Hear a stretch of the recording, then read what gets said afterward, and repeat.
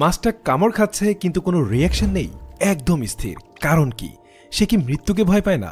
দর্শক, এটা হলো ওশান সানফিশ, যাকে অনেকে সমুদ্রের আবর্জনা মাছও বলে। জেলেরা এই মাছ পেলে সাধারণত আবার সমুদ্রেই ফেলে দেয়, কারণ এর পুরো শরীরটাই প্রায় হাড় আর চামড়া দিয়ে গড়া।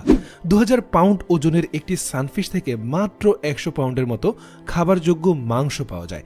আর তার থেকেও খারাপ ব্যাপার হলো এর শরীর ভরা থাকে পরজীবীতে। কিন্তু সানফিশের এই পরজীবী মোকাবেলা করার অদ্ভুত উপায় আছে।